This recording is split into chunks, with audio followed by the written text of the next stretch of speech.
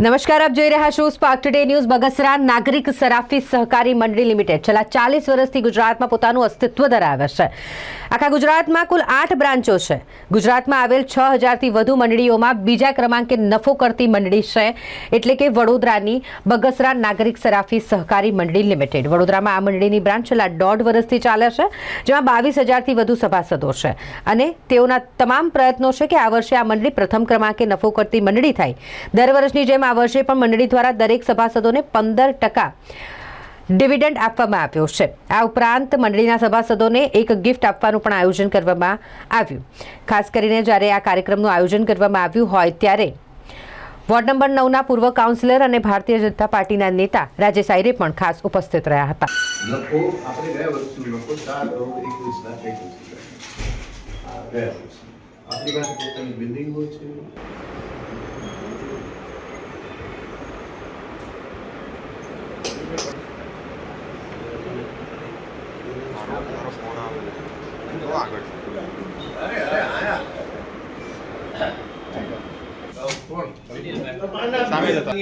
નાના માણસોના જો બેલી કોઈ હોય એવું કહેવાતું છે રાજેશભાઈ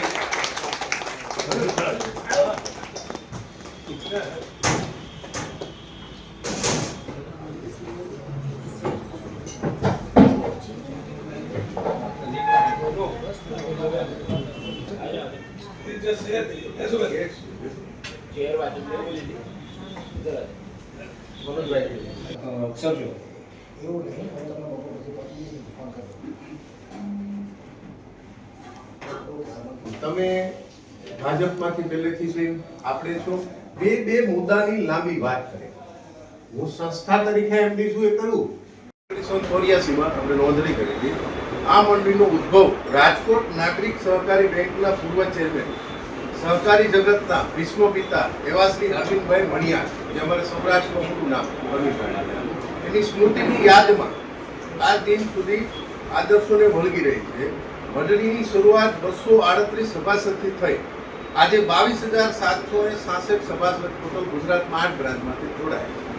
આ મંડળીનો પ્રથમ વર્ષ નફો 1683 હતો અને જે આજે 4,21,21,121 જે થયેલો છે ગયા વર્ષ એક વર્ષનો નફો। ગુજરાતભરમાં રાજ્યભરમાં અંદર સરાફી સહકારી મંડળી આપણી અંદાજિત 6500 જેટલી જીવિત છે।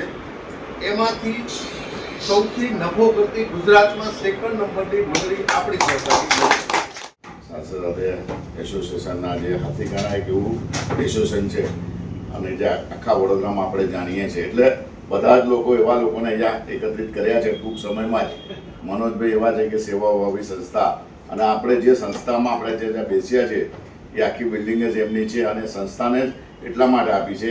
આ સંસ્થામાં મારું એવું માનવું છે કે આપણે કોઈ પણ જગ્યાએ બેંકમાં જઈએ, કઈ બી જગ્યાએ, તો આપણને કંઈ ને કંઈ વસ્તુઓ આપણે આપવું પડે અને પછી આપણને કંઈ આપતા હોય છે। પણ અહીંયા એવું છે કે એકવાર તમે સભાસદ થાવ, એના શેર હોલ્ડર લો, તમે શેર હોલ્ડર બની જાઓ, પછી એને તમે એ લોકો તમને લોન આપતા હોય છે।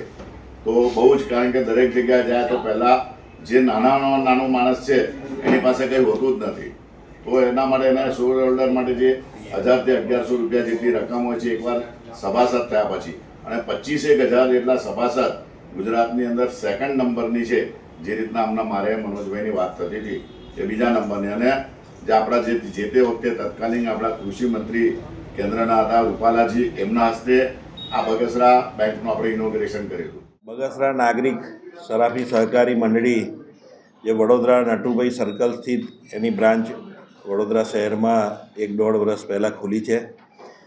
આખા ગુજરાતમાં આ મંડળીની 8 બ્રાન્ચ છે અને છેલ્લા 40 વર્ષથી સફળતાપૂર્વક આ મંડળી ચાલી રહી છે। વડોદરા શહેરમાં ઘણા બધા લોકો આ મંડળીમાં સભ્ય થયા છે અને સમાજના જે નીચેના તબક્કાના હોય કે ઉપરના હોય, કોઈ બી હોય, એમને અહીંયા આગળથી લોન આપવામાં આવે છે અને એકદમ સરળતાથી એમને લોન મળે અને તેઓ લોન પાછી ભરી શકે એ રીતની વ્યવસ્થા સાથે આ મંડળી ચાલી રહી છે। આજના દિવસે આ બ્રાન્ચ ઉપર સભાસદોને ગિફ્ટ આપવાના કાર્યક્રમનું આયોજન કરવામાં આવ્યું હતું, જેમાં મંડળીના ડિરેક્ટર અને સભાસદો સૌ હાજર રહ્યા હતા અને ખૂબ જ સારી રીતે આ કાર્યક્રમ થયો. આજના દિવસે અમે જે 40 વર્ષ જૂની અમારી આ બેંકની શરૂઆત થઈ હતી, દર વર્ષે ભેટ આપીએ છીએ, વર્ષે 2 વર્ષે જ્યારે અમને સેટ થાય. આજે ભેટ આપવાનું, સભાસદને ભેટ આપવાનો દિવસ હતો, એટલે આજે અમે અમારા ડેપ્યુટી મેયર સાહેબશ્રીને બોલાયા હતા અને અન્ય મહેમાનોને બોલાયા હતા અને આજે સભાસદોને ભેટ વિતરણનો પ્રોગ્રામનું આયોજન હતું. એટલે આજે એ આયોજન હમણાં પૂર્ણ થયું છે.